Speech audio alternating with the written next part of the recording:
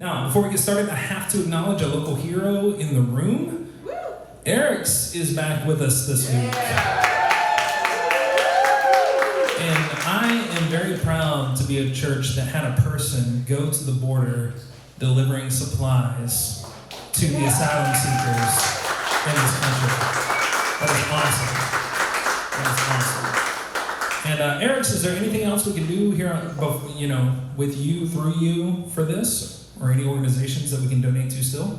Yeah, definitely. You can check in with me after. I can provide a link or links to share on our page for donation. Right now, we do know that there's a lot of harassment with people carrying donations over. So I think some of the focus is changing towards more monetary donations, so that it's directly just sent over onto the TJ side, and things can be taken care of there without having to go through that donation process of crossing the border. But yeah, there's so much to say and do, and so many ways that people can plug in, working remotely or on site. And if you are interested in any capacity, just connect with me, and then I can put you in touch with places. And there's also a reception meeting today. Wow, thank you so much. Yes, today Cosecha Santa Cruz is having a meeting. Next step is planning to support for the caravan. It's going to be at Exit Santa Cruz at 3 o'clock. So if anybody sticks around for lunch and would like to go on over, or if you're not, if you're just around, the more people we have, the better. Awesome. Yeah. You can definitely do that. Let's all raise a glass to Eric's. There we go. Good job. What's that? Can you repeat a couple of names? If you have anything that you'd like to donate, talk to Eric's after the service. Eric's will help you out. I meant for the online video. I don't think I have any Okay. for that. So, that being said, let's dive in. We got a lot of ground to cover. This week's passage is a tough one in the New Testament because it challenges the way we understand the character of Jesus. We're going to be in Mark chapter 7, starting in verse 24 through 30. From there, he set out and went away to the region of Tyre. He entered a house and did not want anyone to know that he was there. Yet he could not escape notice. But a woman whose little daughter had an unclean spirit immediately heard about Jesus. And she came and bowed down at his feet. Now the woman was a Gentile of Syrophoenician origin. She begged him to cast the demon out of her daughter. He said to her, "Let the children be fed first, for it's not fair to take the children's food and throw it to the dogs." But she answered him, "Sir, even the dogs under the table eat the children's crumbs." Then Jesus said to her, "For saying that, you may go. The demon has left your daughter." So she went home, found the child laying on the bed, and the demon was gone. Now, this verse is tough, y'all. I'm going to leave it up for a minute, and I want you all to talk to the people in your general vicinity about what this verse meant for you. What are your observations about this verse? And then we'll come back and we'll discuss it together, okay? So, who's feeling brave? Who wants to share what they talked about in their group about this rather tough passage of Scripture? Who's ready? No one. Open to people online as well. Anyone? There's a time delay. No one? Bernie. I knew Bernie had to go. The most obvious meaning of the passage is that in Mark's mind, seeing we can't know whether or not this event ever transpired or if Jesus ever said anything remotely like it, but that in Mark's mind he was conveying to his readers. Jesus was a Jew first, with a loyalty to his Jewish community first and foremost. If you, again, read the plain meaning of the text, it would say that Jesus shared the ethnocentrism of his Jewish community. But he could be moved on occasion to extend service outside that ethnocentrically defined circle. Good stuff. And was moved in this instance to do so.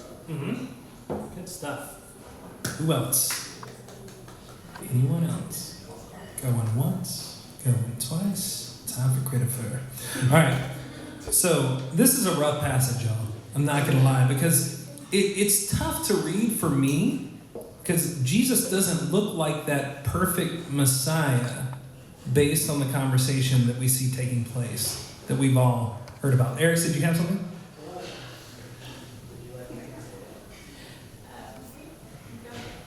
Well, I think like,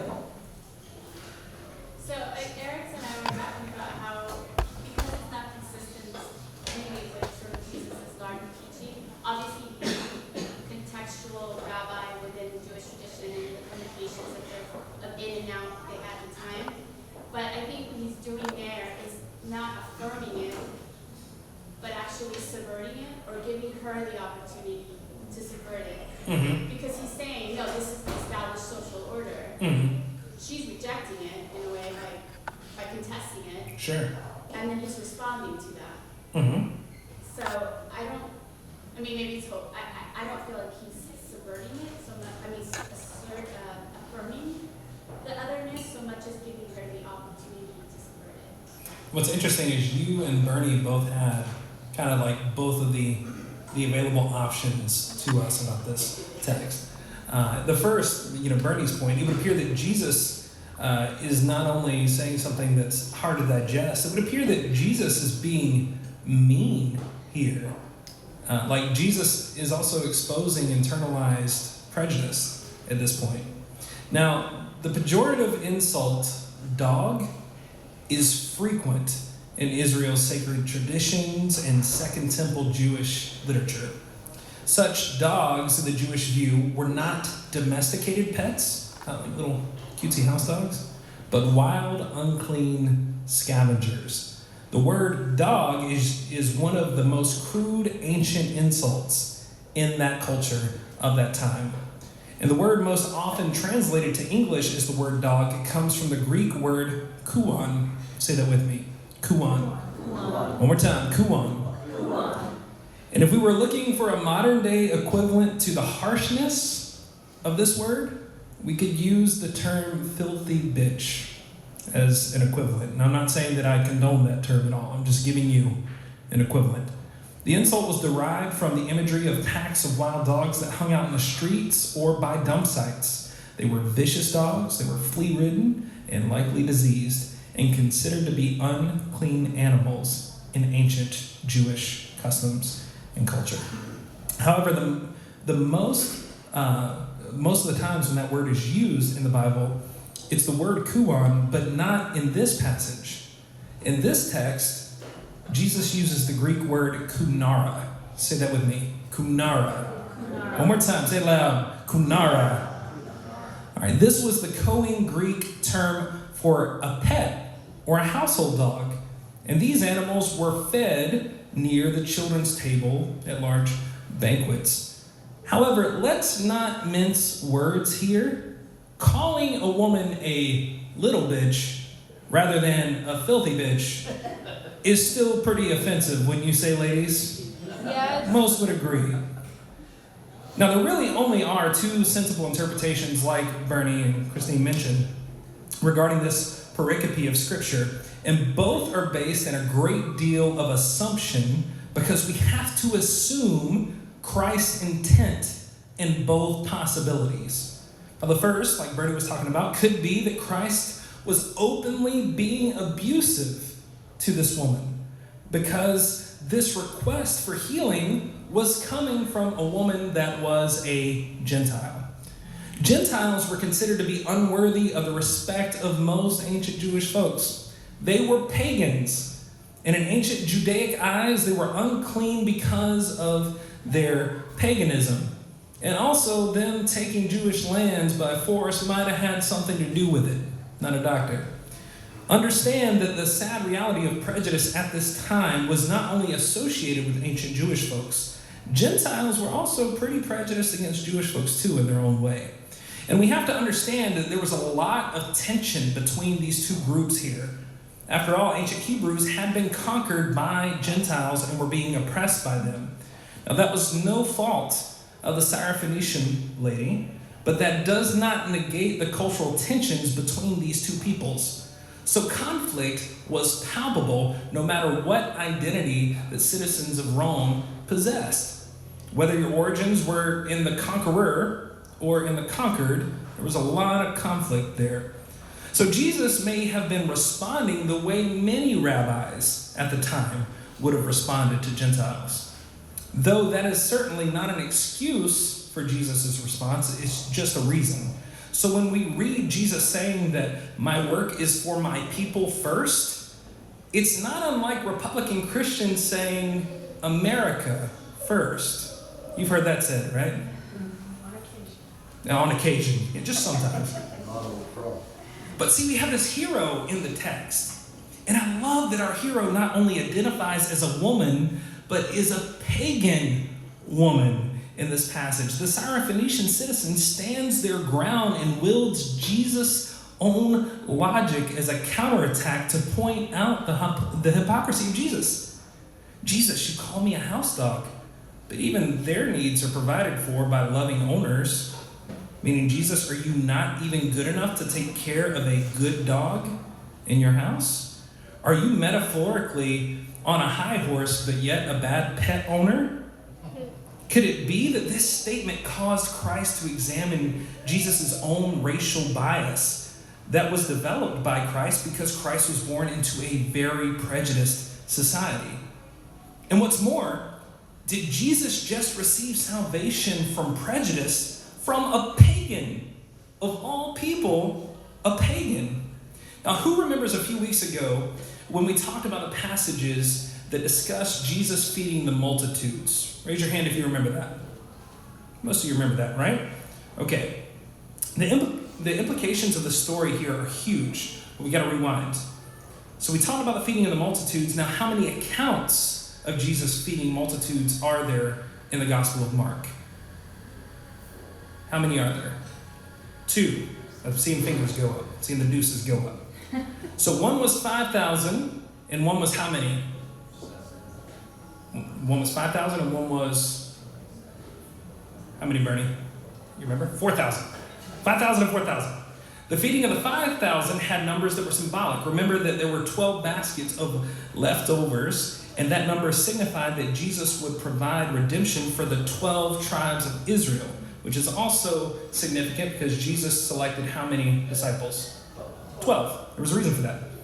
Now, sequentially, if we are walking straight through the book of Mark, we've only passed Jesus feeding the 5,000. So we've only passed one of the feeding of the multitudes. I skipped ahead that week and included the other feeding to make a point. But technically, if we're going sequentially through Mark, we haven't gotten there yet.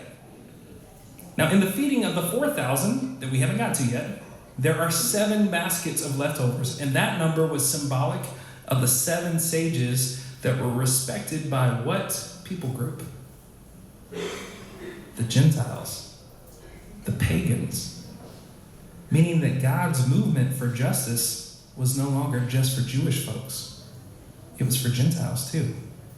And both stories would indicate that Jesus wanted to unify them both, and Jesus cared about both. Now, guess where the feeding, the second feeding of the multitudes, took place in the scriptures? In the next chapter. Isn't that crazy?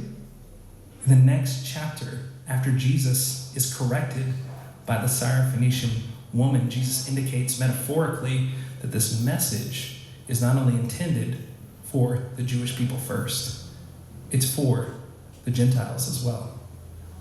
So before this chapter, we see a feeding that signifies Jesus' mission to the people of Israel first. Kind of like we see Republicans talking about America first. And after that, we see a story that Jesus is also on a mission for the pagan citizens of Rome.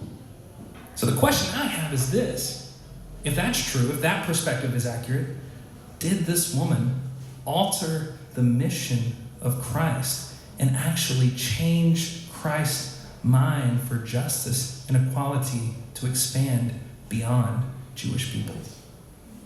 If so, that's a tough pill to swallow, because it means that Christ wasn't perfect. Now, for me, I affirm the divinity of Christ, okay? I believe personally that Christ was fully God in the flesh. If you do not believe that, you are still welcome here. We're straight, okay? And I do not believe that our beliefs about who Christ was are required to be a Christian. Following Christ's teachings are the point of the Gospels, not converting to a different belief about Christ, not conversion. Some of the best Christians I know, as a matter of fact, some of them are in this room, are straight up atheists. However, as someone that personally affirms the divinity of Christ, at first glance, this is a disturbing passage. Christ clearly, to some degree, had internalized prejudice. But does that mean that we should not find value in the life of Christ? Does it mean that we can't find value in the rest of the Gospels? No, absolutely not. It doesn't mean that at all. First of all, the Syrophoenician was part of a culture that oppressed Christ. It does not justify Christ's feelings about pagans, but it certainly makes this prejudice a little bit more understandable. I'll give you an example. Many native folks, some of which that I've met, have a really hard time trusting anyone that is white. Not because we're bad people per se individually, but because most of our ancestors were kind of assholes. Some LGBTQ folks don't initially trust straight folks, especially straight Christian folks, because of their past. And many women have been hurt by who? Men. They have a hard time trusting men. Now, Christ went above and beyond not trusting the Syrophoenician or being cautious around them. Christ kind of crossed the line of being offensive, which is not okay. Don't hear what I'm not saying. I'm not saying that that's okay. But what Christ does, in my mind, in this situation is even more respectable, because Christ has the ability and the initiative to immediately address this internalized toxic value the moment it was expressed. No excuse, no deep thoughts about it, no debate, immediate 180, immediate change in course of action. Christ did what almost every evangelical Christian and every diehard Republican American is incapable of doing. Not every, but most. Jesus admitted that they were wrong and adjusted their values accordingly in that instant. So Jesus might have been openly abusive to this person and was called out on it, but at least a change in trajectory followed, right? However, there is another alternative. It's that Christ's response, beyond intentionally being offensive, was kind of meant to be a joke. Jesus joked using rampant Jewish prejudices that were prominent in that culture to encourage the unnamed Syrophoenician lady to engage in questionable quib, to publicly point out the flawed nature of the exclusive practices of the Jewish faith at that time, meaning maybe Jesus wasn't being prejudiced, but just kind of joking around crudely, a joke that wasn't necessarily PC to point out corruption, kind of like what Saturday Night Live does sometimes. They like ride that line of good taste, and occasionally they cross it to talk about our current administration. Don't hear what I'm not saying. That's not okay either. Either way, it shows us that Christ wasn't perfect, regardless of which perspective you take. And that behavior is never okay, but Christ addressing character flaws in either possibility in this scenario immediately makes Christ a respectable individual still, in my mind. Because though Christ didn't embody perfection, it shows us that Christ had good intent, that Christ had a good character, and that gives me hope for me. None of us in here are ever going to achieve perfection. None of us. I certainly have not. I know I hide it well. I have not achieved this state of enlightenment that's inspiring. Like I'm not walking around like the Dalai Lama at any point of the day. Okay, I still have aspects of my personality that are not cleansed. I am impatient. I can be hot-tempered. I am a relentless perfectionist in all things Christopher. And I can be super callous at times. That's what I'm telling you. If you need counseling, I will refer you to Jody. Do not come to me with counseling issues because you're going to need therapy for my therapy. I'm really bad at it. It's true. Is he? I've been there. Witnesses. Yeah, I think Kristen called me one time and she told me about a situation. Then my response was, "Oh shit, what are you going to do?" This is exactly. That was right before I started working here too. And if you're looking for therapy, I got folks in my rotary for you. But if you're looking for a church that has this ideal, perfect, enlightened pastor, I'm sure gonna miss y'all. I really am. What this passage teaches me is that even if there are questionable parts of my personality, rather than me having the initiative to get too prideful to admit them or make excuses for having them or get defensive when somebody points them out, when somebody tells me that, hey, this is messed up in a loving way, it tells me that even Jesus owned up to Christ's own shit. And that's good. I just simply need to do what needs to be done to adjust my behavior that is harmful to others, which may mean seeking counseling or medical help. But once I do that, I can simply move on. We all make mistakes. We aren't perfect.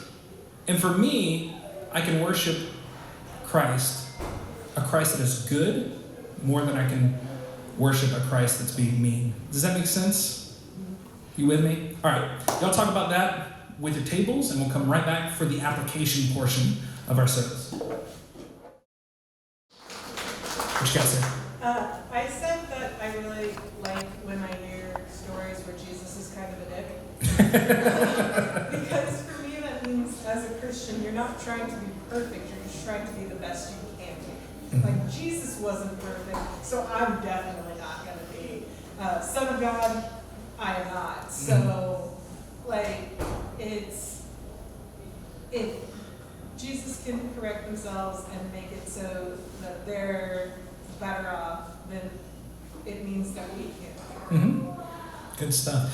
What's funny is in the Genesis poem, I don't believe it's literal. I believe it's a poem. I believe it's a metaphor. But if someone did hold to a view of creationism happening in 6 literal days, even then it says that in the beginning God created such and such. And he saw that it was perfect. He saw that it was good. Never said it was perfect. And that's encouraging for me. It means this whole thing is kind of a process that we're going through. Yes?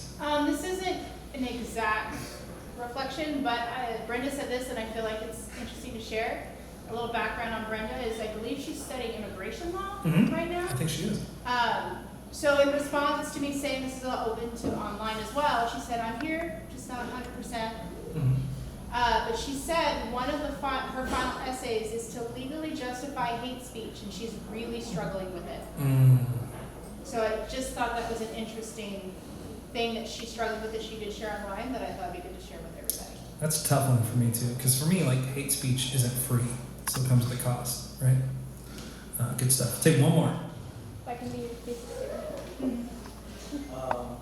Two quick things. Yes. One was the immediate, you said the immediate 180, and I think what we were talking at this table is that, yeah, we do get lost in like trying to excuse away something or explain our good intentions, rather than just, taking a blow to your ego and then just moving on and changing your kind of behavior. Like, we do get lost in trying to protect our image or whatever. And then the other one was about, the America First thing.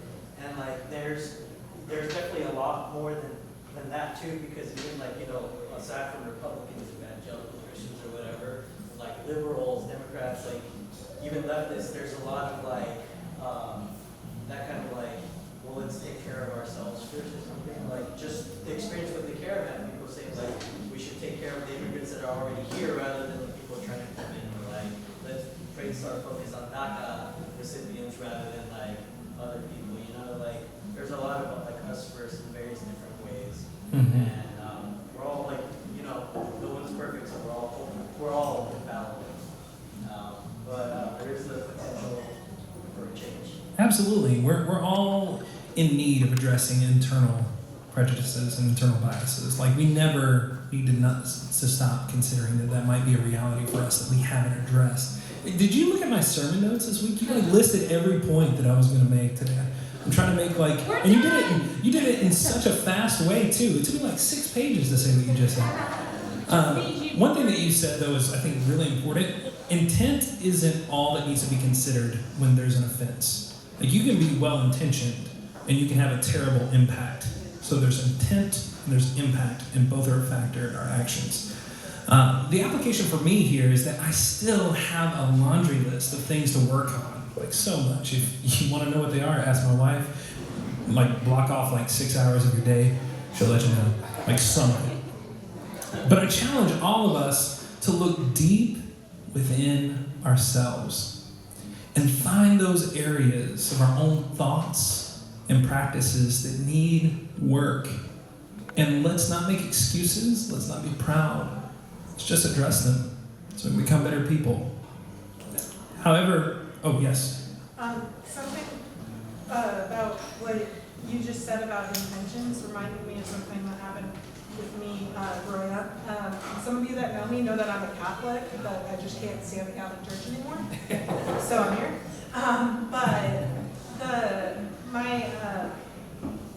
I was always raised in a fairly liberal Catholic environment. But there's members of my family that aren't. My Aunt Janice was going to be a nun until she met my Uncle Bob, and then had 7 kids. And that should tell you quite a bit there. But one of her daughters, my cousin, is a lesbian, and I tried to talk to her about the fact that her parents think she's going to hell. They still talk to her, but they ignore that aspect of her entirely. They pretend that it's not a thing. And I was trying to talk to her about it once, and I'm like, well, they are coming from a good place. They don't want you to go to hell. Like, it's the most screwed up thing. But in their hearts, they're trying to be nice. Mm-hmm. It's the most, and like, I think about saying that sometimes, and it makes me want to vomit that I'm thinking about. It's a really complex topic, right? Specifically, sexuality and gender identity. Before the service today, my wife was pointing out that on her family's Facebook page, somebody was saying some really bigoted stuff, and she was like, do you have time to address this? Because they were using Bible verses. And I think, based on what I saw, that they thought they were coming from a good place. Like, the intent was there. Obviously, the impact was terrible. And I think the problem in regards to sexuality and gender identity is that these words have been mistranslated in the Bible since the 1940s, intentionally. And every time that scholars come together and say, okay, the Bible actually doesn't speak of sexual identity being sinful in any regards, or gender identity being sinful in any regards. Like, there's gender neutral terms for God in the Hebrew and Koine Greek language. We should include that.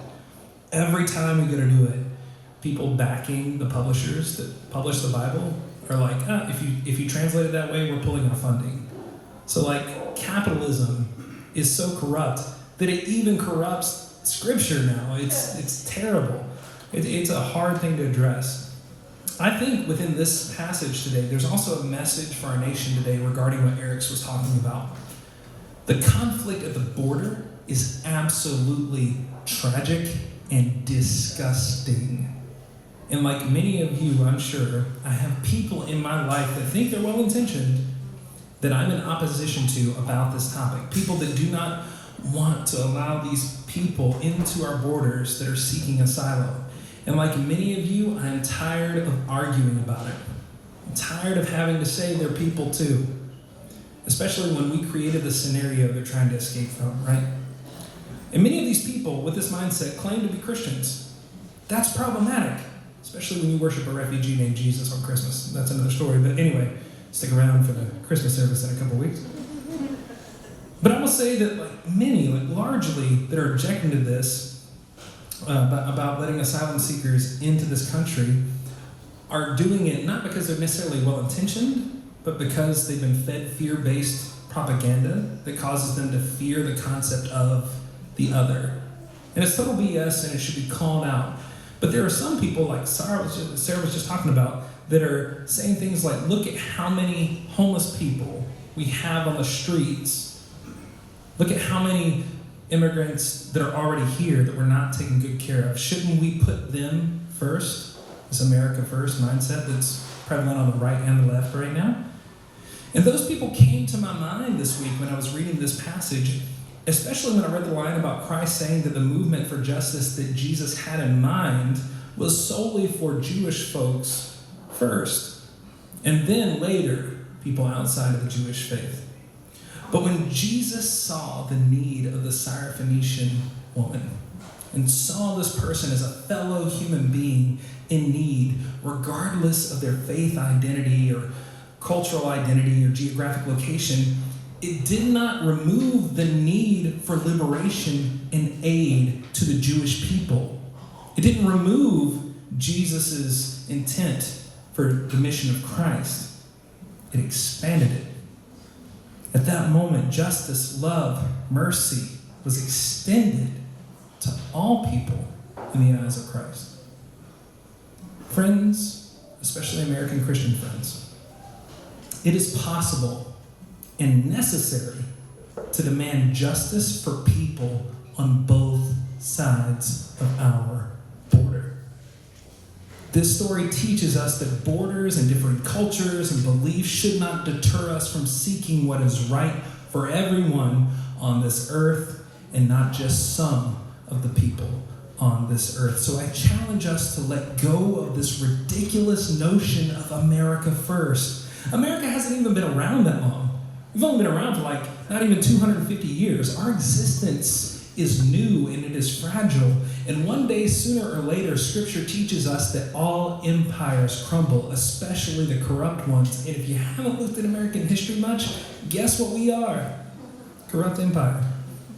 So it's time for us to shed xenophobic and nationalistic ideals that cause us to ignore the plight of God's children. And we should extend our demand of justice for the oppressed, regardless of where they're located on a map. The elements before you today on your tables leave no room for nationalism. Hunger and thirst are no respecter of citizenship. These realities on your table symbolically strip away the parameters that we have placed between us. It tears down the walls constructed to keep us apart. The central theme of communion is the celebration of the commonality between all of God's children, regardless of faith practices, race, regardless of sexual identity, gender identity, age, or political preference. All are welcome at the table to take these elements because we all have so much more in common than we realize. There is no intolerance on this table except what we should collectively not tolerate, which is intolerance. And I believe the only appropriate way to consume the bread and the drink before you is to see your neighbor on all sides of the border as your neighbor and not as your enemy. To see folks all around the globe as equally deserving of dignity, liberty, justice, and the pursuit of happiness. So as you take the fruit of the field and the fruit of the vine, take it as a reminder for all of us to make heaven on earth a reality that is accessible to all, and all means all. On the night that Jesus was betrayed, they took bread and they broke it. And they said this. They said, "This is my body, broken for you. Take and eat in remembrance of me."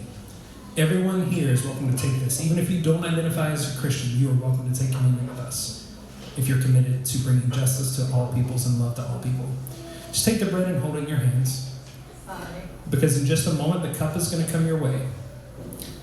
Christ also took a cup and he poured out some wine, and they said, "This is my blood shed for you. Take and drink, and as often as you do so in remembrance of me." If you could be, please pass the cup to your neighbor as well.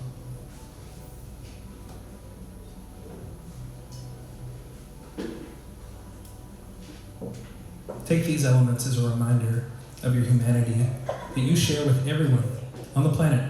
Christian, non-Christian, pagan, Buddhist, Muslim, gay, straight, whatever your identity is. We are all God's children. And let's make a promise that from here on out, as we walk out those doors, that we will make those ideals not only a possibility, but a reality. And until next week, may the peace of the Lord Christ go with you wherever it may send you. May it guide you through the wilderness and protect you through the storms. May it bring you home rejoicing at the wonders that it shows you, and may it bring you home rejoicing once again into our doors. Grace and peace to every one of you. I'll see you next week.